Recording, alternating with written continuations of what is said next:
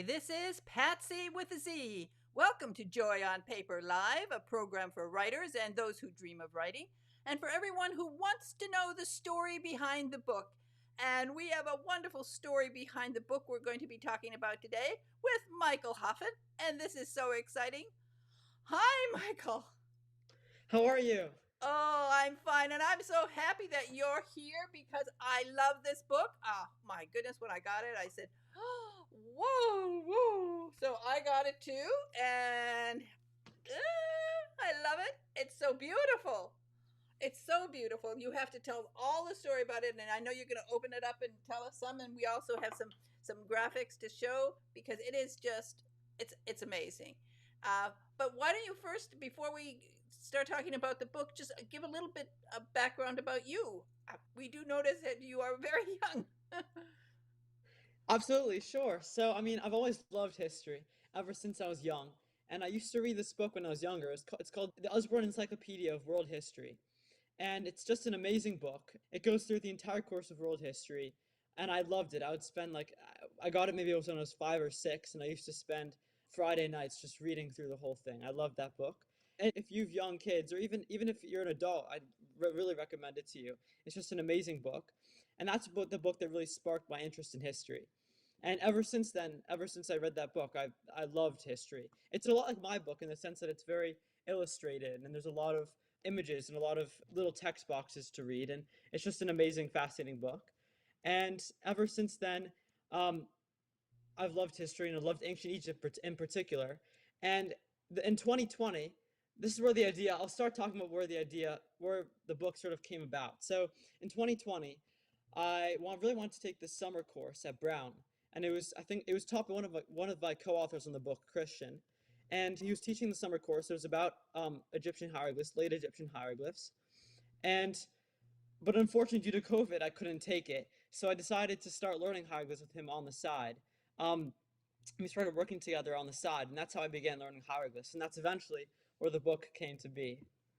We have this page ready to learn some ancient Egyptian. And I think this is so cool. It's so clever how you put this together. Everybody is interested in Egypt. It's part of our lives. We love all of this. And at your age, to do something as exciting as this. Thank you. And if you actually go back to that page for just 1 second, you can see this is actually one of my favorite pages to make because you can see we took a lot of time to figure out the best way to essentially teach the readers of the book hieroglyphs, and we sort of came to the realization that color coding the hieroglyphs and color coding the different parts of the hieroglyphs that we would have, like the hieroglyphs and then the transliteration and then the translation and what it sounds like, just to give whoever's reading the book a better understanding of what went into the book and what learning hieroglyphs is actually like. So that was actually one of my favorite pages to write and to put together. It is fantastic. And you mentioned the word we. And so I think we should also just mention who you worked with to do Of this. course, yes. So essentially, I worked with Dr. Christian Casey and Dr. Jen Thumb. And Christian, he's a postdoc at Freie Universität Berlin, I believe. He got his doctorate at Brown. And then Jen works at Harvard Art Museums. And she also has her doctorate, I believe, from Brown as well. And and they've just been amazing, absolutely amazing mentors. I couldn't have asked for anyone better. And when I was translating the book, when I was translating the satire on the trades, which is sort of what this whole book is based around. I'll talk more about that in a second. When I was translating satire on the trades, whenever I got stuck, because of course I learned hieroglyphs, but I'm not a PhD in Egyptology. So whenever I got stuck, Christian and Jen were always there to help me out. So I'll talk a little bit about what this book's about. So essentially, the book began when I began translating this text. It's called The Satire on the Trades, and it's by an Egyptian author named Khety. It was written about 1500 BCE, so about 3,500 years ago. And essentially, it's about a father and a son, and the father is Khety, writing about himself, and they're traveling down the Nile. The father's a miner, and they're traveling down the Nile where Khety, the father, wants to enroll his son in scribal school to give him a chance at a better life. And so they're going to the capital of Egypt, and along the way, Khety is telling his son about all the different jobs he could have if he doesn't get to become a scribe, and all the reasons why those are the worst jobs in Egypt and why you should never ever want them.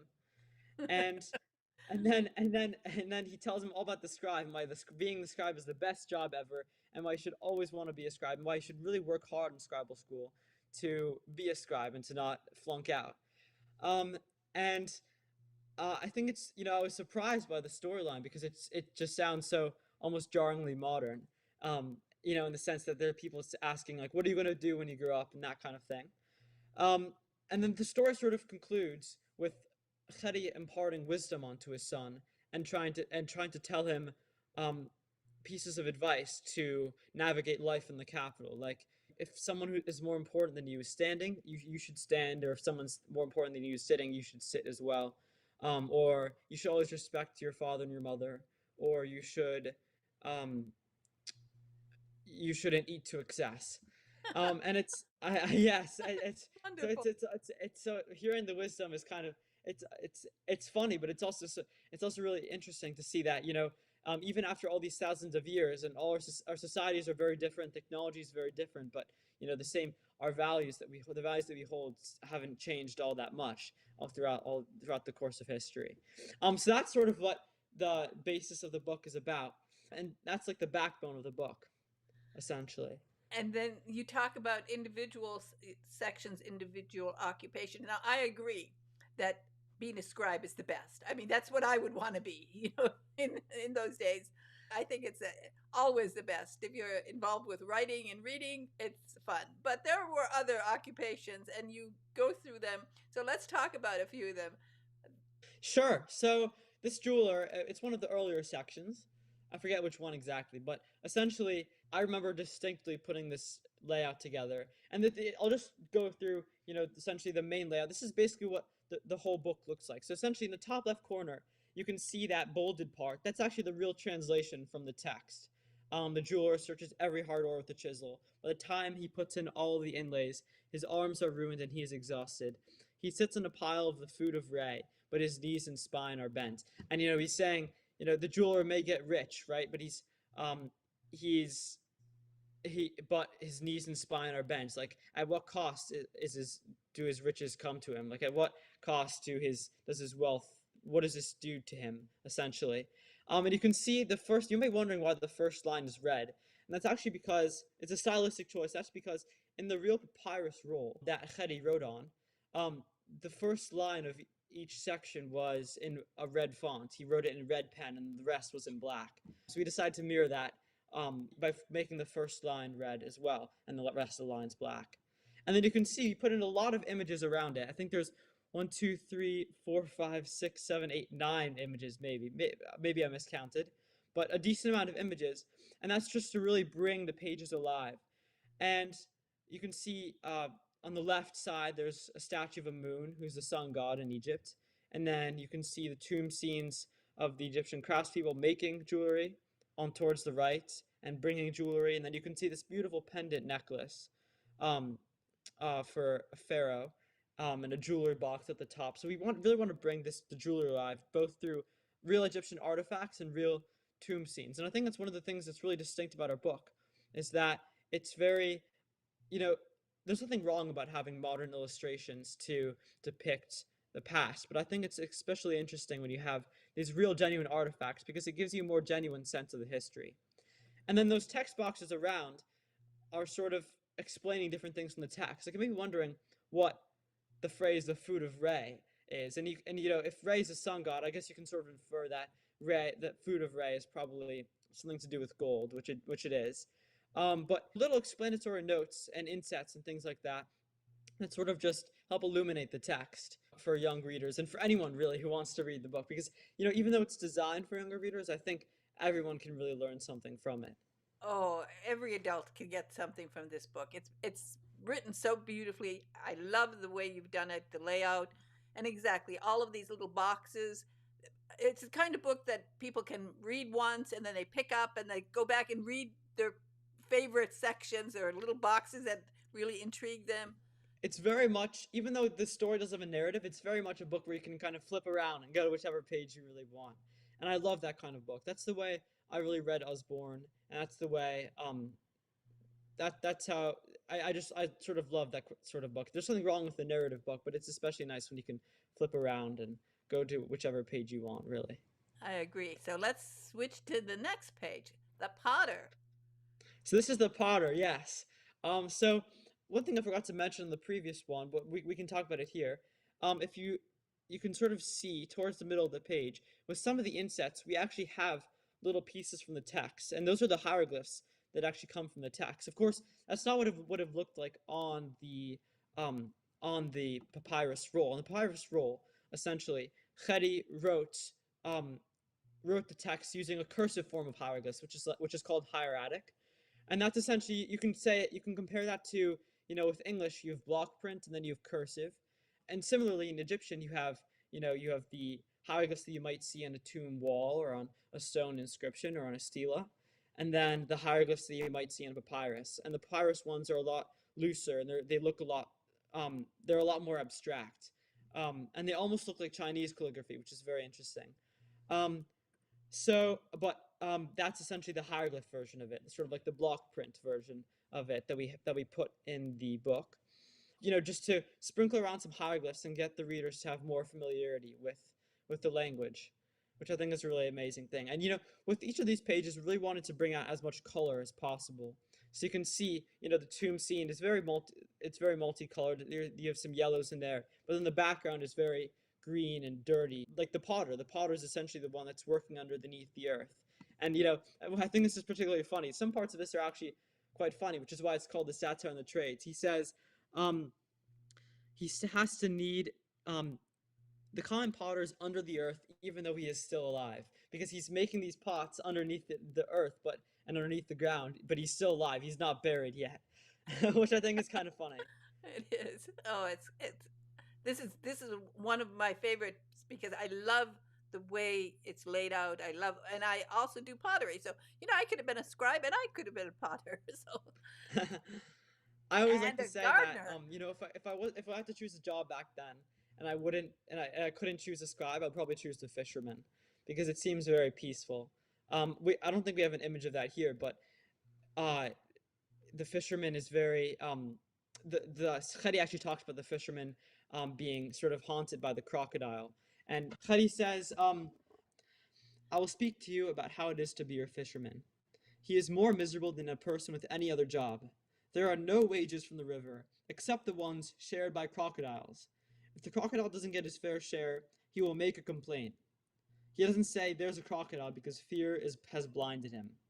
When he goes out onto the water of the canal, the crocodile seems like the wrath of a god." So Khety talked extensively about how the crocodile is haunting the fisherman, but I still feel like being a fisherman would probably be a very peaceful job. I love fishing, so. Well, so do I. Okay. And gardening too. There's lots of things we could have done. So tell Yes. us. So this might be my favorite section of all. I feel like I've said that for every section, but this might be my favorite section, just because of, so you can see the thing in the middle. It's actually a mecha model, and it's these really cool things from the tomb of Mecha. I think there's about 20 of them in total, and they're these little models, sort of miniature models. They're quite small. They're about maybe this big, um, miniature models of depicting various scenes of Egyptian life. So many of them are boats. Then there's this one that's a garden, which I absolutely love, and then there's a few others that are a court of like an outdoor public court, um, um, different things where people are paying their taxes and that sort of thing. And they're absolutely amazing. And they're excavated by the Met, and 10 are in the Met, Metropolitan Museum of Art, which I'd highly recommend if you ever go there, if you're ever in New York. You should definitely check out the Met. It's an amazing museum. And then the other 10 are in the Egyptian Museum in Cairo. So, I mean, they're just absolutely amazing little models. And they're little treasures, little worlds, essentially. Um, yeah. It's beautiful. It is beautiful. There's so many things in this book that they really take your breath away when you see them. And as you said, to go to the Met and walk through their collection of Egyptian art is fantastic. So, talking about going to the museum, now you started this during the pandemic, and had you already seen this exhibits before? I've been to the Met many times. I mean, I grew up going to the Met. You live in New York. I live in New York, that's Yeah. right. You've been there since you were a kid, strolling around. Yes, I mean, ever since I was maybe the first time I went there was maybe I was maybe 6 or 7 years old. I could be wrong about that. Maybe 7 or 8. I think 6 or 7. 6 or 7 is a little bit young, but 7, 8, 9 was maybe the first time I went, and I've loved it. I've been there many times, including in sixth grade. In sixth grade, I feel like sixth grade is the year when everybody learns about ancient Egypt, and that's certainly the year when I learned about ancient Egypt. And we took a field trip to the Met to visit the Egyptology collection. They have a really nice Egyptology collection. Um, and I loved it there. So I've been back many times. I was there 2 weeks ago. Well, So they must like you very much there now. Oh, oh, yes, yeah, I guess I'm a regular. yeah, regular, and they must be very happy to see this book that you've created. One of the amazing things about their collection is they have this whole Egyptian temple called the Temple of Dendor that they brought from Egypt, and has a really interesting history. So it was actually built much later than most monuments. It was built when during the time when the Romans ruled Egypt, and it was built as a monument to Augustus, who was the Roman emperor.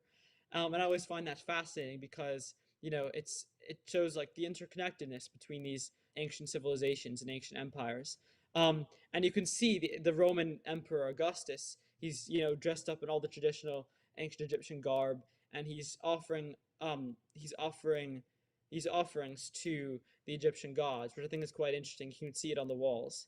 But after the Egyptian religion died out and Christianity sort of took over Egypt, um, the temple was actually used as a place of worship for the Coptic Christians, and you can see some of the Coptic inscriptions on the walls as well.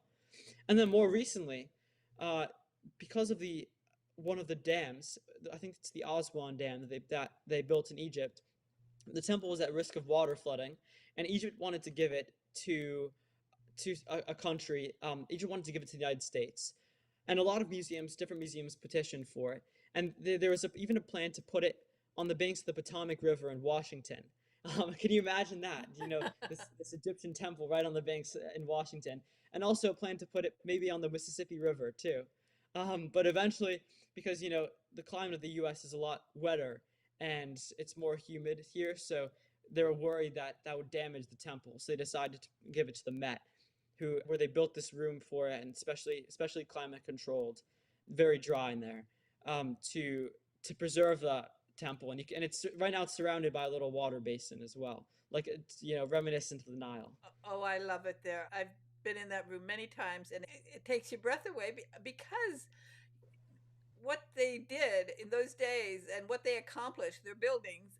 There's a street in my town where they've been rebuilding that street for 20 years and they never finish it. And and in Egypt, they could build all this magnificent buildings and these temples. They had some great construction workers. They really did, yes. Even today, I mean, there's many theories about how the pyramids were built, but even today, people aren't completely sure, and there's still a lot of research being done. Just recently, they discovered this empty cavern in one of the pyramids that they aren't sure what that's about. But I mean, I think it's truly amazing, and you can see the influence that Egypt has had on us today. I mean, the Washington Monument, all the different the Washington Monument was based on an Egyptian monument. Then you have all the different there's towns all over the U.S. I think there's one in Illinois called Cairo or New Cairo, which I Yeah, think is obviously based on Egypt, and Memphis, Tennessee, um, and all these different places that are they really just show the impact that Egypt has had on our world and our life today. exactly. And are you hoping to take a trip to Egypt?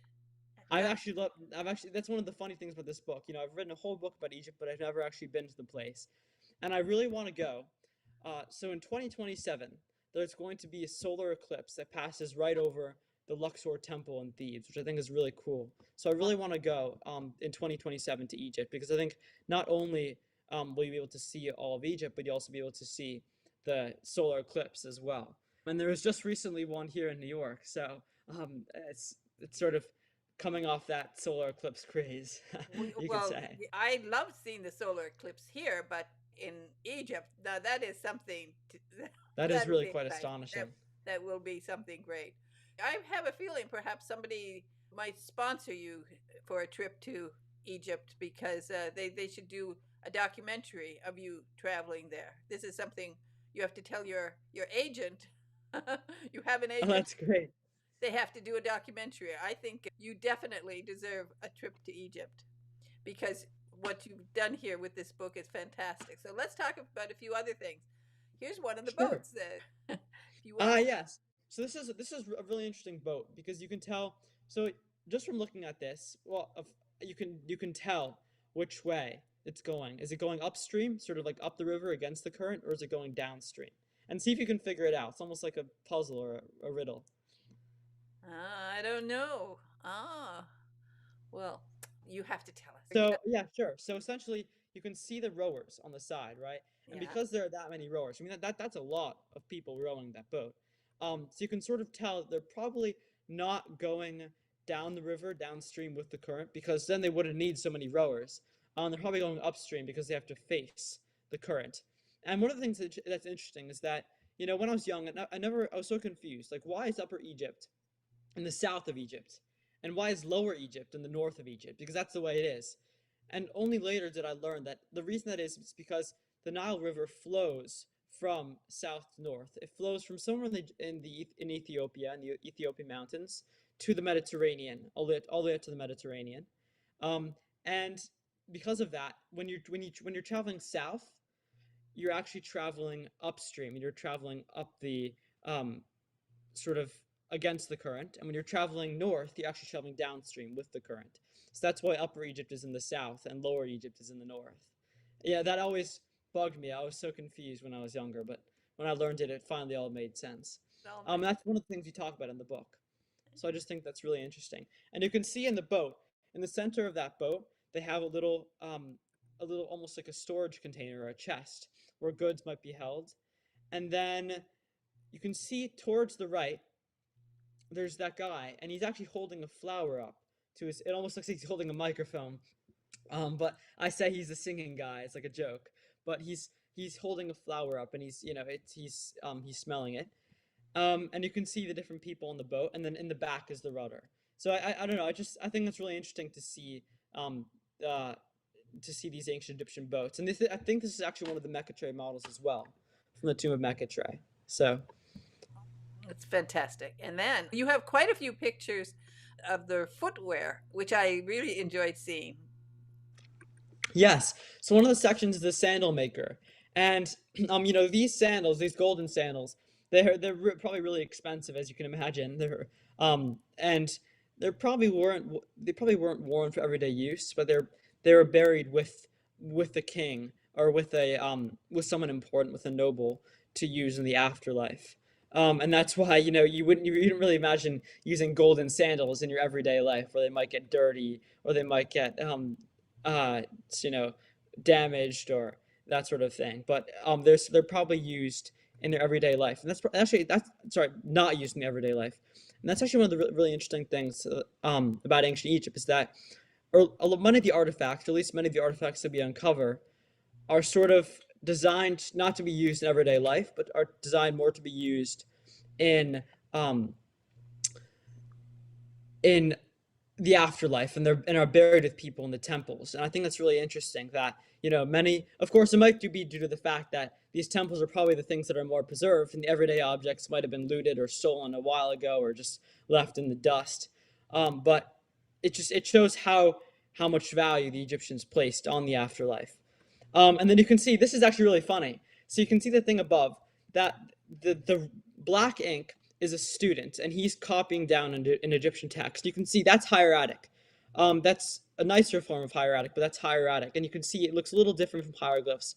It's a little bit harder to understand, and more like more a bit like Asian calligraphy.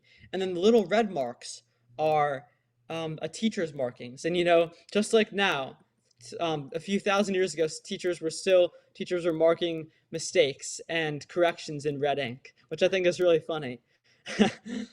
And book editors, until we all got digital, they were That's marking right, it. yeah. And these sandals, perhaps not made of gold, but I think on Fifth Avenue in New York City, you can find sandals very similar. Some designer has copied this style because it's still a popular style. Are there any photos that you want to show us? There are a few. I want to talk about for 1 second. I want to talk about um, one of the more challenging parts of the text, of making the book, not the text, Yeah. which is this section. This is the launderer.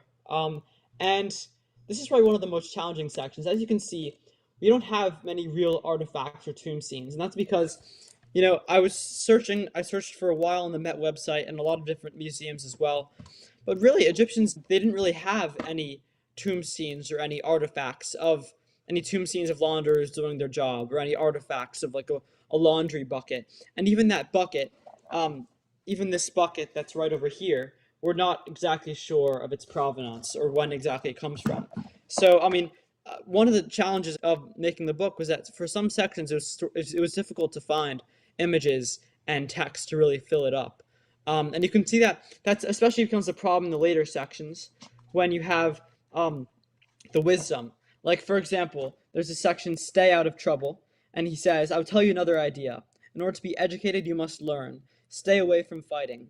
You are among people who have bricks in their plans. If someone picks up a brick, run. You can't know what he is planning.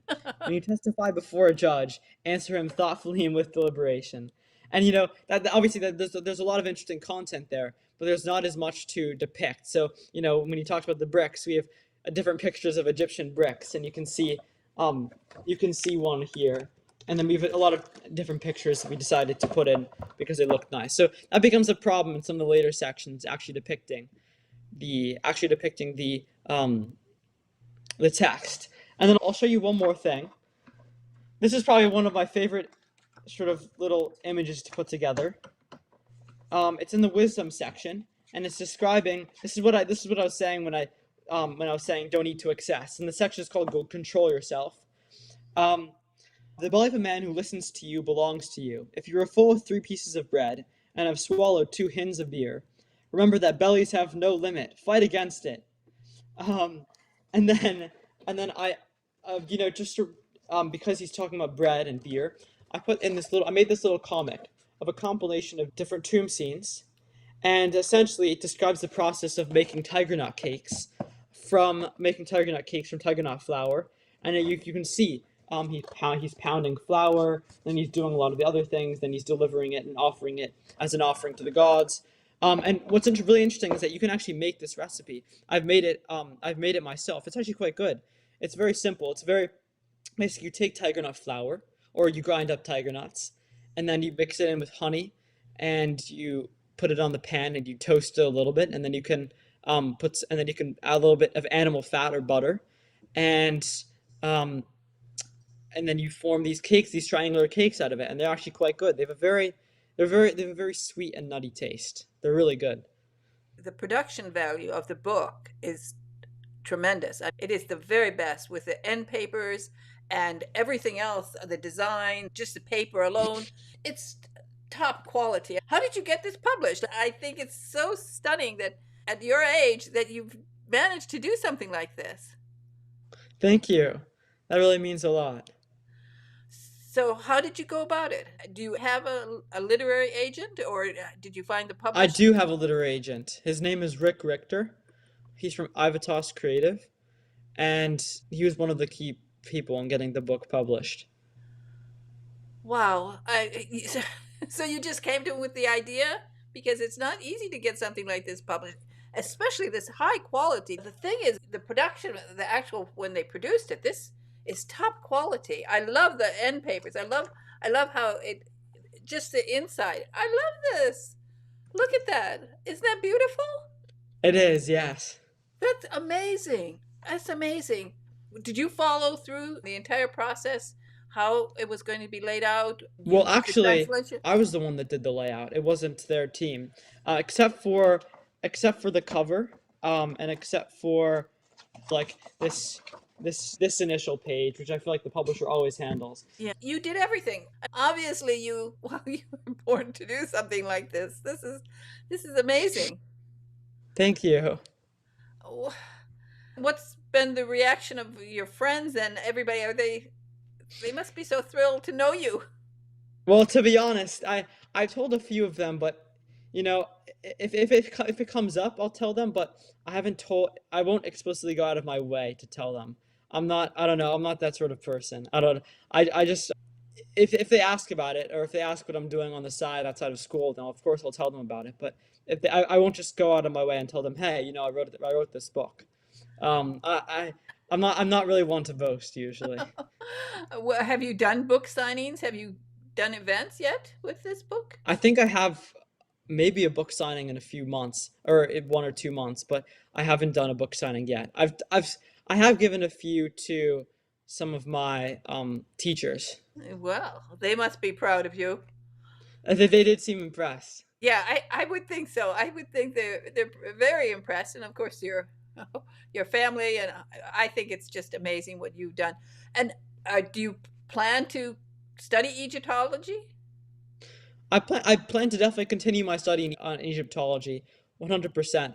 And I also love to continue learning about different languages as well. Like in school I take Latin, which I absolutely love as well. And I really love all these ancient languages and all these ancient societies and civilizations. And I'd love to learn about them. So I mean, I'd love to continue my study about Egypt and also, everything else in history too.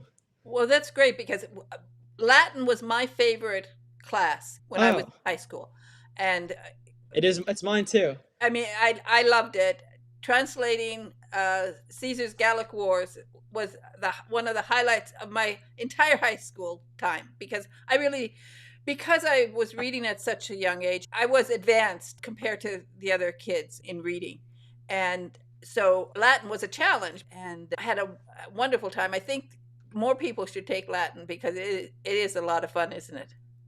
It really is a lot of fun, and it really helps. It gives you cements really your understanding of English grammar too, because um, so much from Latin and a lot of scientific terms as well come from Latin and from ancient Greek. Um, yes, right now we're reading. I read Caesar's Gallic Wars last year. Right now, we just finished up with Virgil's Aeneid. Oh, I think we did the same program. So it's Probably probably using the same books. They don't come up with a lot of new Latin books. not really. No. So probably the same one. Well, I think it's just fantastic what you've done here, and I'm amazed and I'm thrilled. You're a great example for young people that you can study and you can learn and you can do wonderful things if you're determined. And obviously, you have a lot of determination. Thank you. You're in what grade? 11th grade? 11th grade. That's right. 11th grade. Oh, wow. And I'm sure you'll be at many universities doing many exciting things in your life, but it is really, I think, something so admirable that you've done this, and I'm really honored that you've been on Joy on Paper. I think you're a great example. You're exactly what I try to do to encourage young people to read more. And speaking of that, what books have influenced you? Do you Besides the okay, so besides the Osborne, just looking around my bookshelf here, I love David McCullough. He's an amazing writer, and I especially love Mornings on Horseback about Theodore Roosevelt. That's just I read that a few years ago, and it's one of my favorite books. I also love this is a classic, E.H. Gombrich, A Little History of the World. They have a whole series now. They have a little history of the world, and now they have a little history of archaeology and a little history of um, philosophy and a little history of science, a little history of the United States. And I love that series. That's another recommendation. And I also love *Sapiens* by Yuval Noah Harari. I just read it this summer, and it was probably one of the best books I've read. So that's another great book.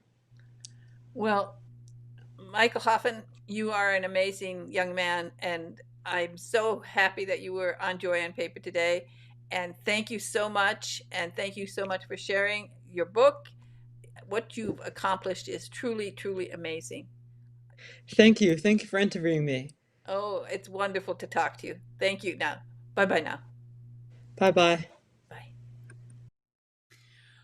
Oh, wow. I think I was just talking to, well, I think someday he's going to to be the youngest Pulitzer Prize winner, but he was the youngest ever to receive the annual Emerson Prize, which is awarded by the Concord Review for outstanding promise in history. Wow, he is amazing. A modern day scribe, an inspiring author. This is what I always dream about, encouraging young people to write. And then when I find a young person like this, I am so thrilled, and I am very, very, I feel honored, because I know that one day he is going to win a Pulitzer. And if he doesn't go into Egyptology, I think he could probably go into any subject he wanted. So, wow, what an interview. Now, I just wanted to mention also, I know that Dr. Christian Casey and Dr. Jen Thum also were his mentors during the process, and I know that he's very grateful to them, and I'm very grateful to them for all of the work that they've done with him, because they must be so proud too, because wow, to have a student like him is fantastic. And to be a scribe, the book is Be a Scribe, and the website is www.beascribe.com. And of course, the book is available online. It's, as I said, it is one of those books that it's so beautiful. It's just wonderful to turn the pages, to look at everything. There are maps, there are all sorts of diagrams, all the little sections. This is a wonderful book, and it is priced so beautifully. I mean, it is just the ideal price for a book like this. This is top quality. This is a book that will last.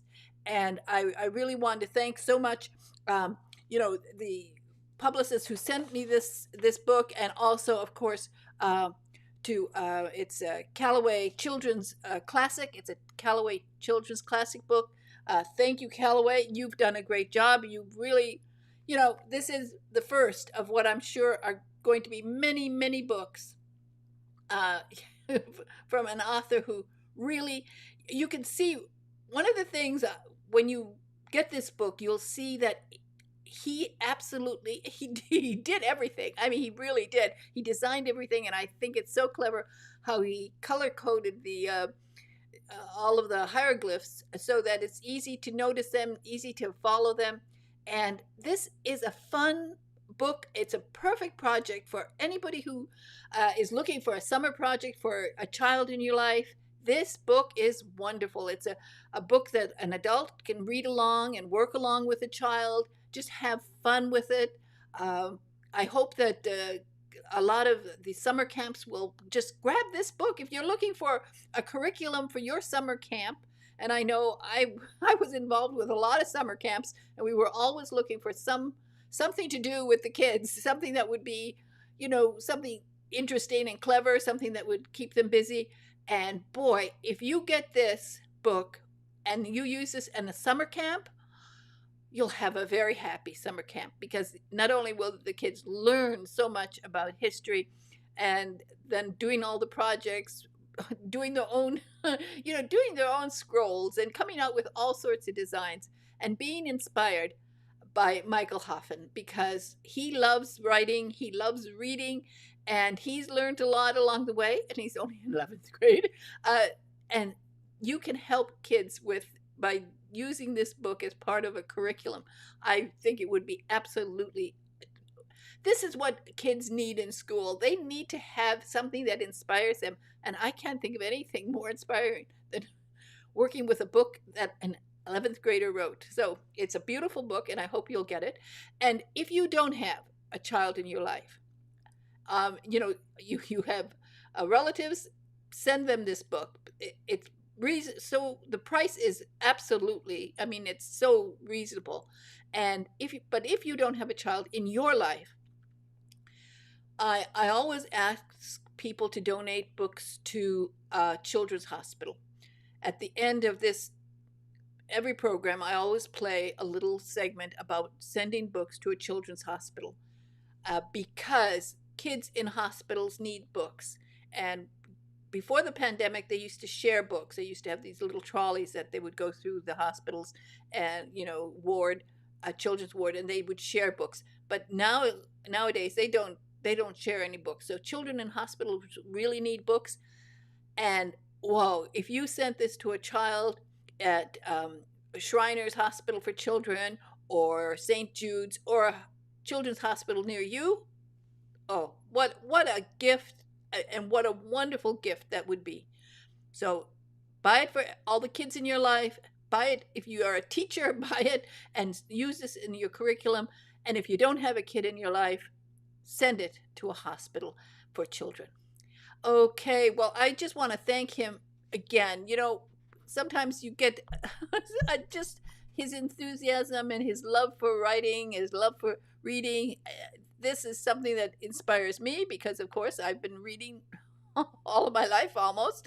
I can't remember not reading.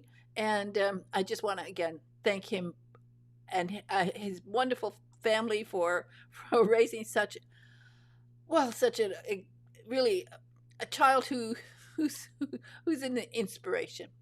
Anyway, I've got one more thing to ask you, if you could please, just, you know,